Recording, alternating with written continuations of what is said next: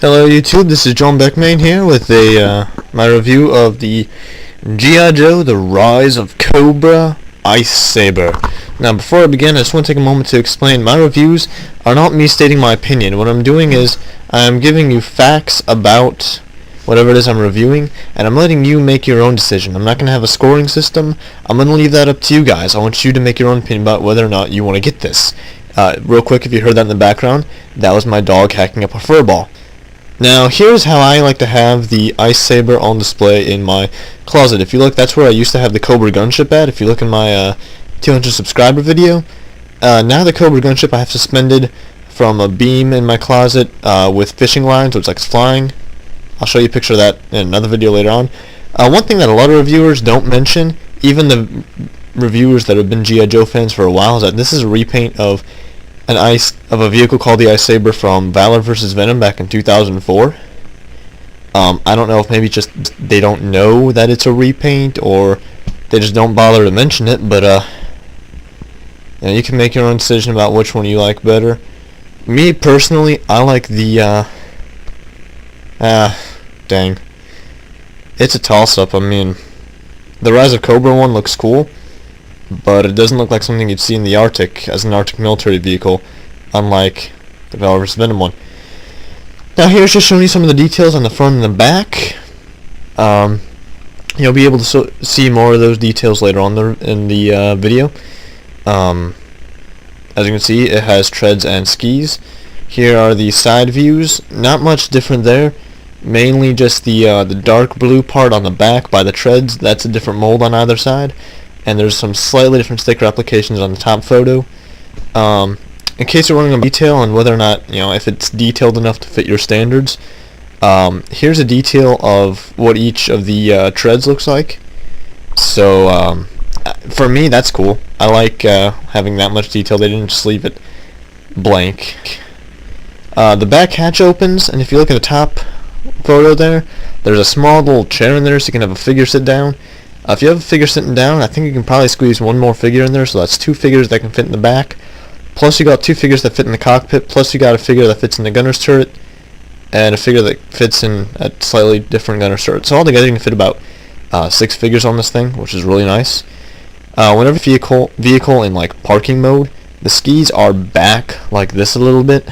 When they're back like that, they do not rotate very much. They hit up against the vehicle. To get into quote-unquote driving mode, you pull them forward. They don't go forward too much, but there is a distinction. Now this picture, I don't know why, but the skis look freakishly long. I do not know why they look freakishly long in this picture, but they do. Yeah, so when they're pulled forward like this, of course, you can turn them to the left, to turn left, and of course you can turn them to the right as well. If it would get to that picture, yeah. So that's pretty nice. I like that. If you're a stop motioner like me, you're gonna want a clear cockpit so you can animate the figures inside it and have people actually notice.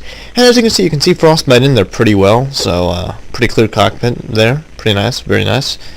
Here you can just see some more detail on the canopy itself. Canopy of course opens, and you can fit not only Frostbite, who comes with the vehicle, but another figure next to him in there. So that's very nice. I mentioned that earlier. Here's some images of the inside the cockpit. You can see some detail there. There are 3 stickers that go right there.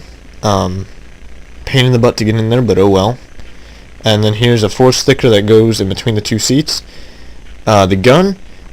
Okay, when I got mine at Walmart, and the box was all battered and bruised up. More on that later. The gun, when I put it in there, I thought it was going to be more stable in there, but it wasn't. And I figured maybe that's because the box was all bruised up, and I looked at pictures of this one and the original one. That's just the way it is. So I stuck one of the plastic bindings in there, and now it fits perfectly fine. There's a hole in the gun. Fits perfectly fine, so that's a nice quick fix. And here's showing the guns on the skis, so whenever you turn you can shoot someone. Of course you have to have that on a G.I. Joe vehicle. There's a button on the back, right above the hatch there, and when you push that button, this turret goes from a downward position like that to an upward position like this. And as you can see, the 2 little flaps on the side fold out. I'll touch on that later. it can turn all the way to the right hand side that way, or the right that way, but then it stops, and then you can turn it all the way around the other way to there, and then it stops. I don't know why they didn't go for a full 360. Now this shows how far down you can aim them and how far up you can aim the two rocket launchers on there. Some more detail of the rocket launchers themselves. There you can see I got shipwreck in there. Here's some detail on the inside of the cockpit there. Here's the back of that, and here's just some random shots of the vehicle detail there, just showing you all how nice the molding is, because really it's pretty nice. I don't think a lot of people take time to appreciate that. There's shipwreck's gear. Yeah. Now, as you can see, the little flappy thingies that that fold out when you push the button, have the thing come up. I don't like having them down like that whenever I display mine. I like to have them closed up like that. It just looks more streamlined, but they don't stay in place. They wobble. So, now here is Frostbite. Frostbite, like many of the Rise of Cobra pilot vehicles, is made out of recycled pieces from old figures. His head is a repaint of the 10th anniversary Beachhead's head, and everything from the neck down is a repaint from the 10th anniversary Arctic Snake Eyes. So here's a zoom in showing you some detail on his coat and his head sculpt. Here's just showing some more coat sculpt, and here is some pants and boot sculpt. Here are two profile pics. Yay. Here is an image of his back. That hole in the back you can put a backpack on. He has full range of motion, nothing hindering his posability with his arms. Legs can go all the way back. Of course, double jointed knee. Here is an image of the ICE DAGGER next to a Rise of Cobra vehicle, in this case the Night Raven. This is just showing you how well a Valor vs. Venom toy looks next to a Rise of Cobra toy, so that it's not like animated figures next to Revenge of the Fallen figures. They're pretty equal looking, the G.I. Joe figures are. Of course, the Night Raven is a Bravo vehicle, and the ICE DAGGER is a Delta. Switch those around, sorry. It is next to the Rise of Cobra Rhino, which is a repaint of the Sigma 6 direct from HasbroToyShop.com Rhino, which was sold for 3.75 inch toys. Yeah. Now here's a comparison of Frostbite next to 10th anniversary Duke, just so you can see how well it looks next to a 10th anniversary figure, and of course in comparison with the next to a Rise of Cobra figure, just so you can see detailing how the two lines mixed together look, how good they look, yada yada yada.